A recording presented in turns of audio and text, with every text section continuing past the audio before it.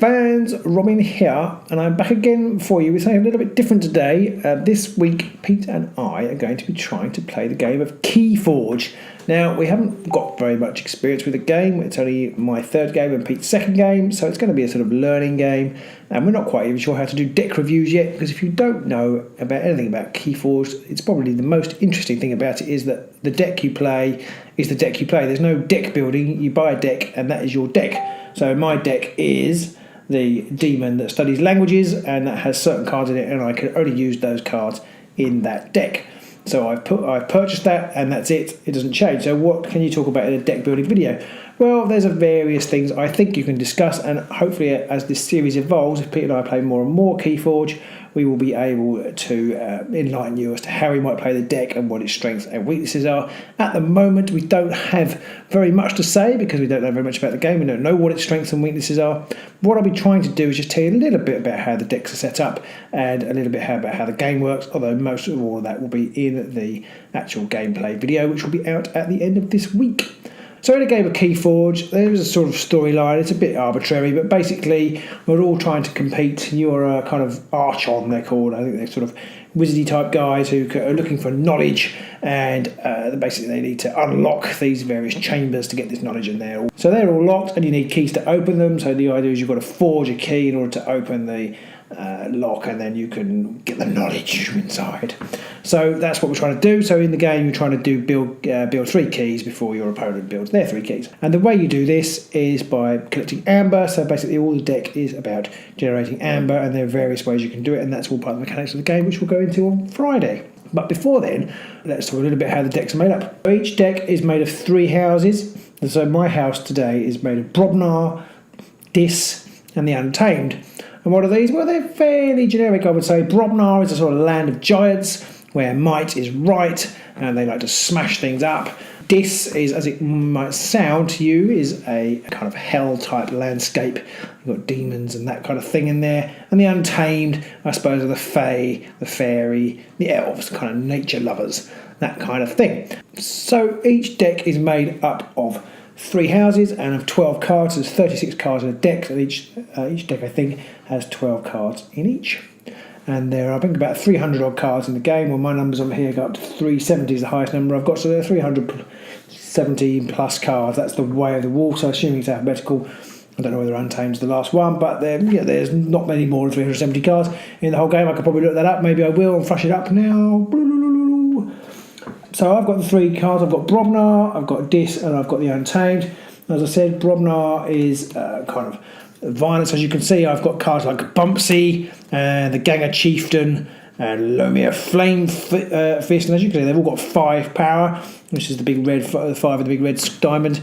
That's quite high, and that's how much damage they can do to the opponent's creatures.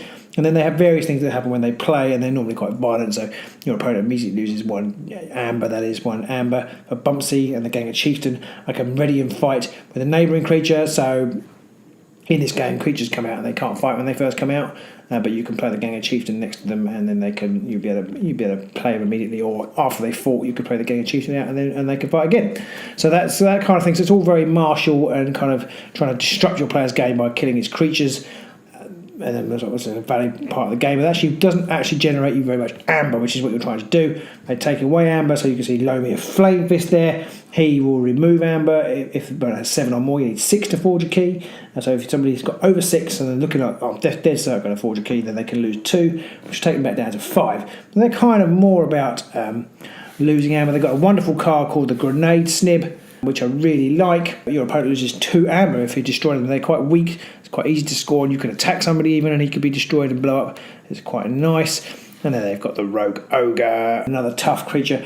And then it's sort of might and sort of fire and brimstone that comes with these guys. So they've got cards like Anger and the Mighty Javelin, which are all about destruction and things. And they're a land of giants, and they kind of look a bit kind of dwarfy in the same time as being gianty.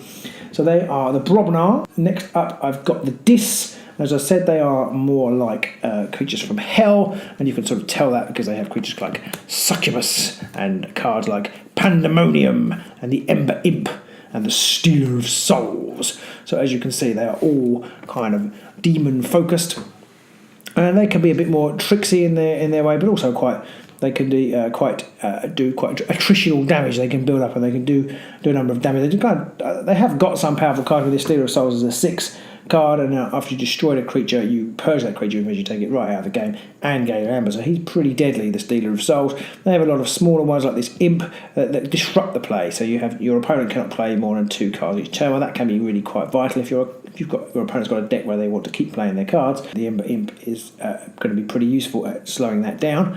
Pandemonium, again, it's for each undamaged creature, so if they have got a lot of creatures out, you capture 1 amber from your opponent. It captures a slightly different mechanic to stealing it, and I won't go into that now, but that's quite a useful card. You can stop them from your opponent from forging a key. You've got a flavour there of the disc. I have to say this is I've at least got a handle of how to play. They have some cards. If you look at Pandemonium there, Pandemonium has on the left hand side, it has a little below this symbol. It has a amber. Now, cards that have amber there, none of the Brobnar had it, but cards that have amber there, when you play them, you get an amber. So cards that have that readily generate amber, so they're quite good. And so just a further example of other cards I've got the Master of 3, so I can destroy a creature with the power of 3, so any low power creatures, the Master of 3 can destroy them.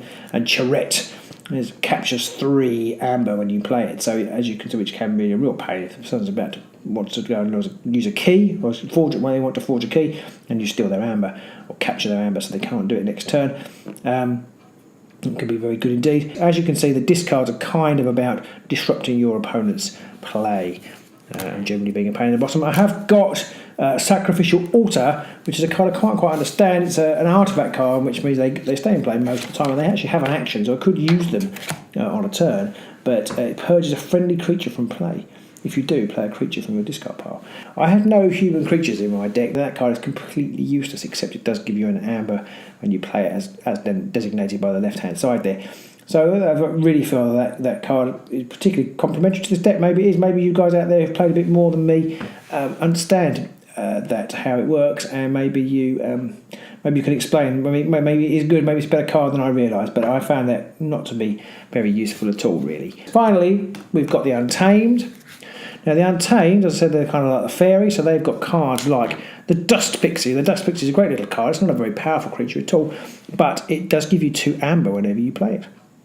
And if you do play it, and somehow can get it drawn back into your hand, you can play it again and get another 2. So it's really quite a nice little card, the Dust Fairy. Untamed is full of little cards like that. Not so much mine. I've had a look at them more generally. The Untamed cards are full of little cards like that. Mine are slightly different. I've got this amazing card called Piranha Monkeys, which is quite useful. It deals 2 damage to each other creature when you play or when you reap it. So once you play the creature, you can do the 2 damage. Reaping is the other way to generate amber, which is basically just using that creature to collect amber. So you can't fight with it, but you collect the amber and do another 2 damage. So that can be really useful, these Piranha Monkeys, but they're not that strong, so they're quite easy to kill. But I like that card. And then it's got this Mimicry, which is a really sort of fairy fey kind of tricksy card, which enables you to copy an action card in your opponent's discard pile, and that can be really useful.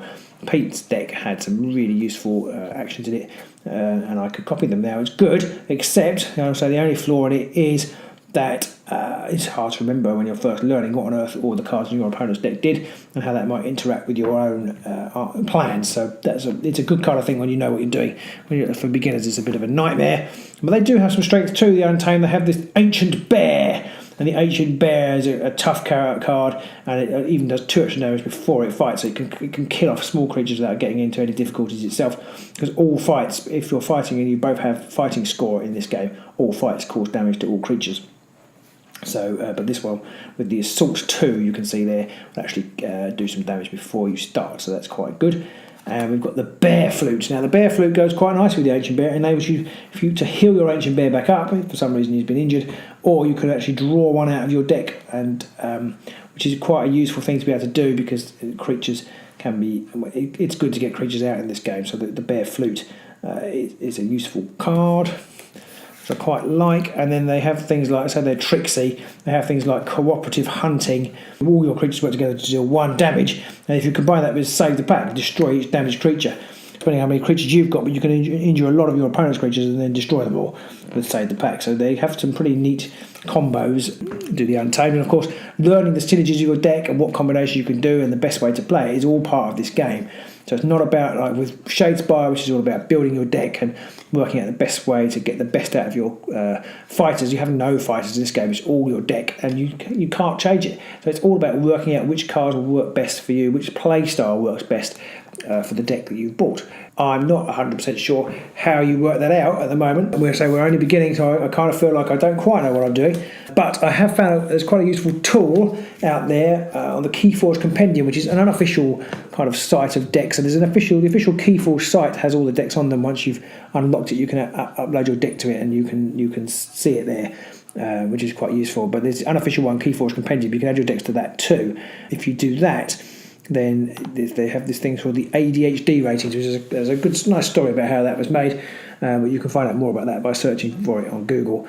But it will basically tell you the different strengths and weaknesses of your deck. So this deck, the ADHD rating is the amber rating. It's minus 2.55 standard deviation, it's only 15. So it's not very good at collecting amber. That's because it's got a lot of Brobnar cards that don't generate much amber. But then board control, it's a little bit better. Its board is 19.67, which is a plus 1.39 standard deviation apparently, and amber control is 7, so it's reasonably good at amber control, and efficiency has got a plus 4.42, efficiency is 12, so it's quite efficient, this deck.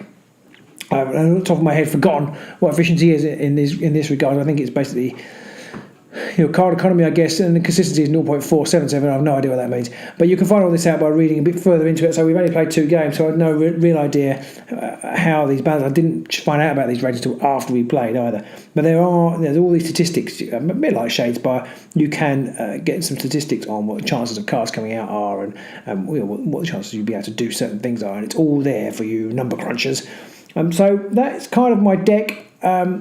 I don't know if you have watched, you have got some experience of the game, then do let me know what you think I should be doing. For those of you who are experienced Keyforge players, you may find this deck review a little bit underwhelming. This is very much by beginners for beginners.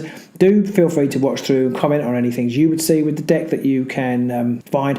I'll put the link to the deck below so you can see all of the cards. I haven't spelled them all out in this thing, but you can see all of the cards. So I'll link that to the Keyforge deck and the Keyforge community resource, which are a couple of useful websites. For those who don't know, there's a couple of useful places to go and find about decks and stuff for you. So do click on those in the links below. I have played the game already, so I might not be able to put it into action yet, but we will be playing more Keyforge hopefully, and I will bring this deck back to the table. After we've played with a couple of different decks, we'll bring this back and see if I've learned anything, see if I can work out how to play a little bit better. So there you go. I mean, what do you think of these deck reviews? The first one I've done, obviously I'm a bit unsure of the game, so it may not be as informative as you would like, but hopefully you found it interesting. Hopefully it's whetted your appetite to watch our video on Friday. Do join us for that. Hopefully it's maybe whetted your appetite to actually check out a bit of Keyforge. Maybe not. Who knows? If this doesn't, then maybe the game will on Friday. So do check the game out. Until then, take care and enjoy whatever games you're playing. Bye!